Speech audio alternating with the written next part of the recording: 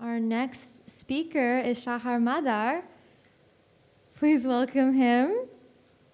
He is Head of Security Products at Fireblocks. His talk is entitled Security, the Make or Break for Transitioning from Web2 to Web3. Shahar has over 10 years of experience in security research and product management. As a group leader in Shmoneh, he founded and built a successful security research group. Currently, as head of security products at Fireblocks, he leads product management and security research efforts to protect us from current and emerging security threats. Amazing. Thank you. Okay. Hey, everyone. Thank you for the warm intro. I'm really excited. I'm really excited to be here on stage. And I'm really excited about Web3, honestly. Web3 and blockchain, I think we all are here because we believe it can change the world. And there is so many different things that people here and across the ecosystem are building. And this is part of what would make everything here change and become so much more advanced and open and interconnected between everyone across the globe. But also when you do security, you have to be realistic.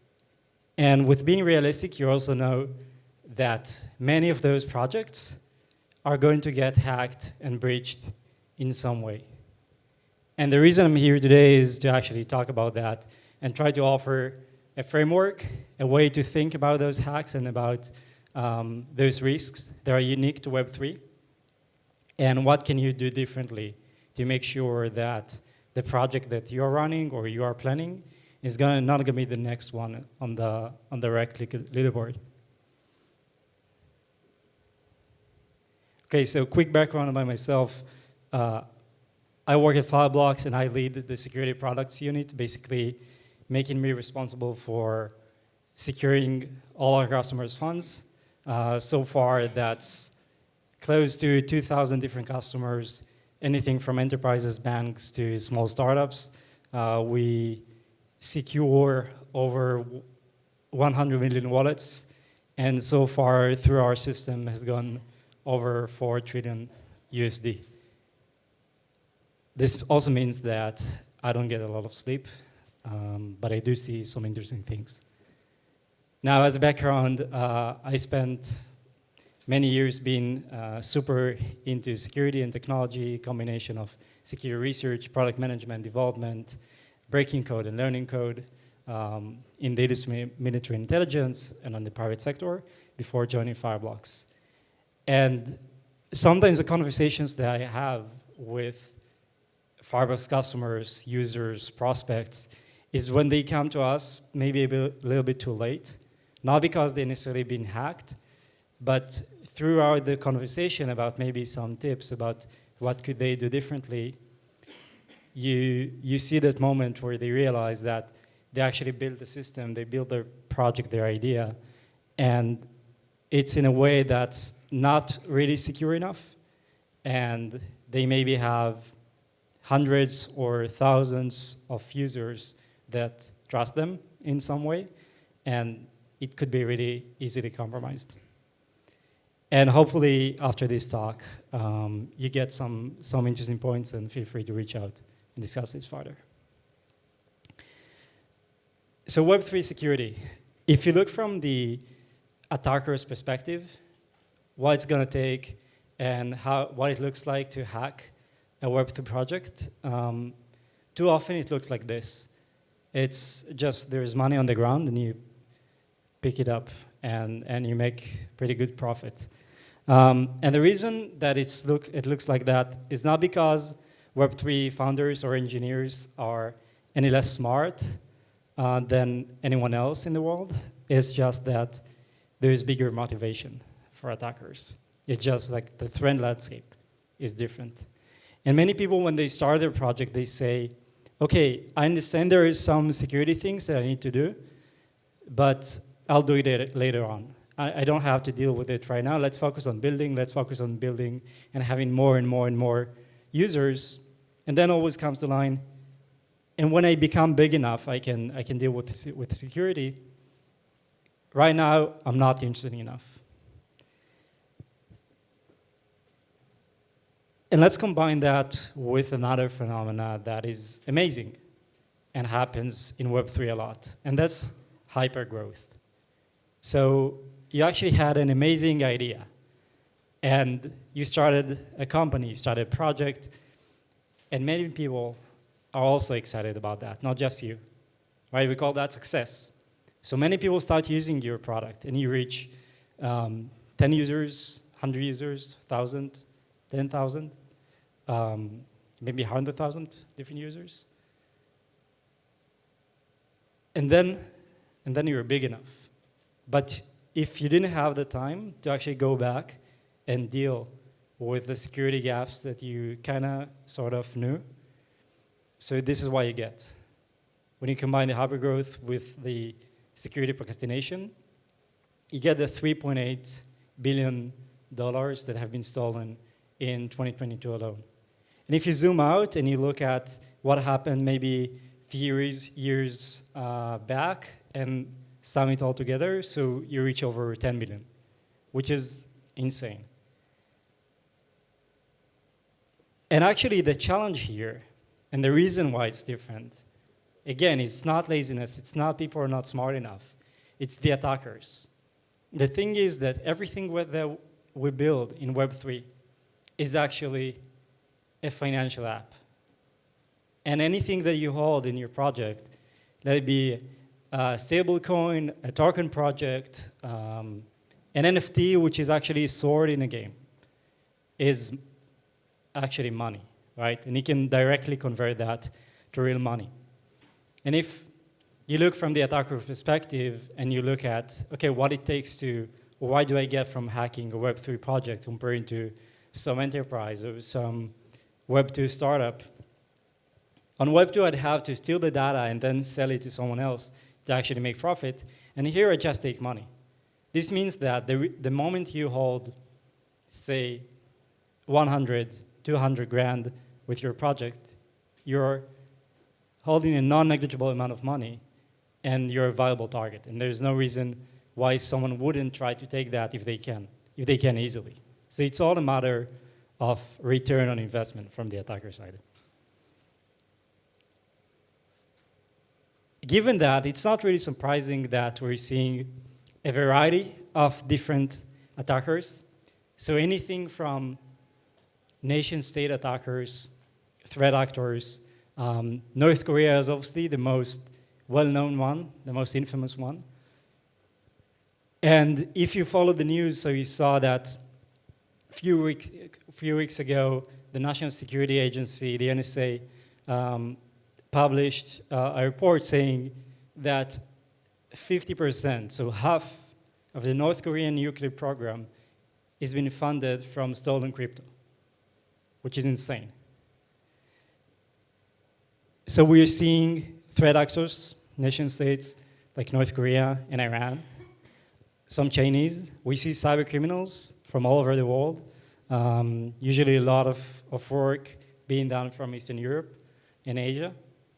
Then there are some opportunistic groups or individuals, sometimes just two guys at a bar saying, hey, this project is doing a crappy job. Let's hack it. I have a cool idea. We can make each like 50 grand. Why not? And then you see sometimes those people actually give the money back because they say, oh, wait, it's like too complicated. Like, I didn't intend to be a criminal. And lastly, you have insiders. Those are people that you trusted and have gone wrong because they see an alternative upside that wasn't available before. They can just, from the inside, take what you have. So if we look at your Web3 project, you have basically three different components here, right? You have your team. Those are the people that you have with you and are with you on this journey to build this amazing app. Then you have your project, the dApp. It's comprised of different components. Some are on-chain, some are off-chain, a combination of Web2, Web3, task model, governance, private keys, a lot of things. Then is the attacker. The attacker is trying to always both hack the dApp, right, to get control over that, take the customer's funds, take the user's money, and also try to hack directly your team. Because if the attacker can gain hold of your machines, your team, they can act on their behalf, right? And then they can leverage the access that you have as a developer, as an operator, as something. So with all the data and everything that we see and the research that we're doing into attacks, we came up with this 4 pillars of Web3 security for projects. And it's a feedback loop because like it never ends. It starts with the people and the controls that you hold to make sure they're not doing anything they shouldn't do. It goes to infrastructure, anything that is third party that you rely on and you use that you do not develop yourself. Your code and system design. And lastly, how you prepare for the incident that there is a pretty good chance it's going to come. So let's start with the people. Sometimes on Web3, on DeFi, it's hard to figure out who's really on the team. And threat actors are taking advantage of that. We are seeing reports all the time that, for example, North Korea is taking advantage of that and trying to insert operatives, insert agents into DeFi projects with the intent that either they're basically a human backdoor, right? They'll open the network for the attackers, for the hackers, or maybe they'll modify something in the code or just steal the private key and send it back home. And Iran is doing the same thing, okay? And if your team is not getting hacked, it's not getting, are not insiders for to begin with, sorry, so they may get hacked. So first step is always to make sure that you know who are the people you work with. And it's okay to work with anons, it's okay to work with someone who is just a handle, but make sure you actually know they are who they say they are, and they actually have experience, and people know them, and they made substantial contribution to the space, and just like not random Discord handle that no one knows who that is, and they didn't do anything before. And then, you know, when you bring someone, you need to have access control because they may go rogue and they may get hacked. So start with roles and permissions. Start with making sure that different people have different permissions. So everyone is able to do only what they should be doing. It's extremely important when you go to, for example, smart contract management. There's no reason your head of BizDev could deploy a new smart contract, right? Or to access your private keys. And lastly, when you talk about production systems, so make sure you use hardware security keys. Something that you need to have on you, and not just a software someone can breach. Finally, and this applies also if you're just a very small team, you gotta have that one security person. And it's okay not to have CISO as part of the founding members, but you need to have someone you can say, hey, you should be devoting at least, say, 10%, 20% of your time thinking what could go wrong. And someone that wakes up in the morning and read the news and say, hey, maybe this could be us. Maybe like there's a lot of similarities between what this project has done and got hacked to what we're doing. Also, it's great when you want someone external to reach out to you. The infra. Infra is everything that you do not build yourself, but you use a third party. You can notice the first thing here is the key management system. Now, the reason it's here and not the next slide, it's going to talk about the code that you build yourself, is because you really shouldn't be building key management system on your own. Actually, like anything that's security or cryptography related, usually is so niche that 99.99% of the people shouldn't be building this on their own. It's not a matter of being smart. It's just a very niche knowledge that there's no reason for most of the people to spend their time building. And there are great solutions out there for any price range and use case that you wanna have. when you do pick a vendor for that, you need to make sure that for any abnormal, for any major transaction or action that you want to have, there is a multi-step, multi-factor, multi-people process. So it's not just like one person can just take all the money with the project and go on. Then you should go and map all the infrastructure that you use that's external for you, right? Oracles, cloud providers, anything off-chain and on-chain. And I think like the Badger DAO example of how someone used a security bug with Cloudflare to get hold of the Badger interface and then steal over $120 million is a great example of how you should be, or you shouldn't actually, behave, because you should be following security news around the vendors that you rely on. Then you code, right? This is how you actually create your product. And this has two stages. One, you start coding and you want to launch. And you want to launch securely, okay? There is no reason today for any project to launch with a known security vulnerability in it. There are amazing automation tools that just scans your code and tell you, here's a bug, here's a bug, here's a bug. And you can fix it. There's no reason for new projects to be deployed with security vulnerabilities that automatic tools can find out. Then you should write down your key invariants and your security assumptions. And do it first for yourself so you can find out and learn your assumptions and maybe challenge them. Then when you get an audit, and you should get an audit, make sure to use the previous 2 points for that.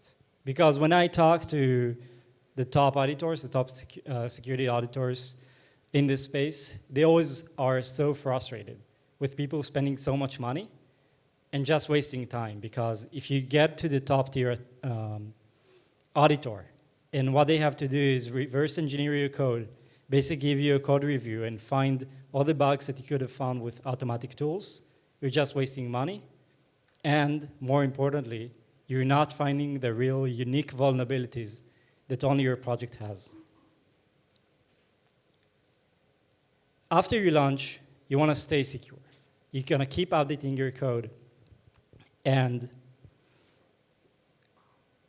you want to make sure you're not introducing new security flaws. So it starts with starting a bug bounty program, because you want people to just reach out to you and say, hey, I found a bug, let's talk. Then we have like a CI/CD program, a CI/CD process. Make sure that you also employ operational security. So many people with Web3 having an open source project, so your code is on GitHub. And too often I see just bugs, security flaws being documented there. And if you're deploying the bug fix on GitHub before you deploy it on-chain, basically you're giving the attacker a free clue into how to hack into your system. You're saying, hey, this is the bug, this is how you fix it. It's going to be deployed in a few weeks, so you have time. Lastly, with all that automation, with the key invariants that you already specified, make sure you're testing them ideally on every commit, but hopefully at least on every release that you put. So you're not releasing something that didn't go through all this process.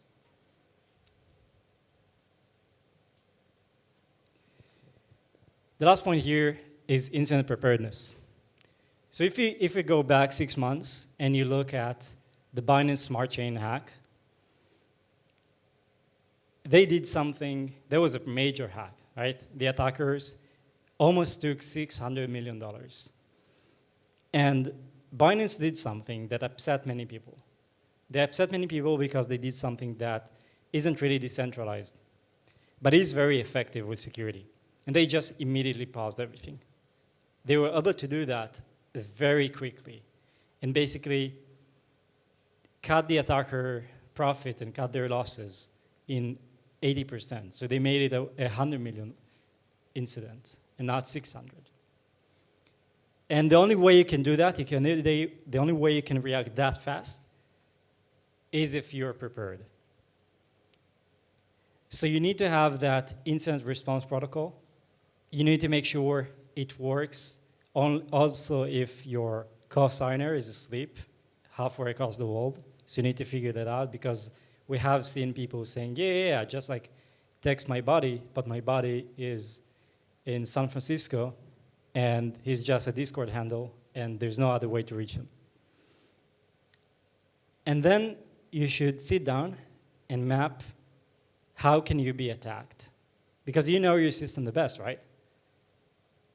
And you don't need to do fancy things like tabletop exercise, take like 5-day security offsite. You can just take 30 minutes off your engineering lead, sit down, piece of paper, if you don't want that, like any copy of that, start thinking, like how would you hack yourself? How would you take all the money that you have?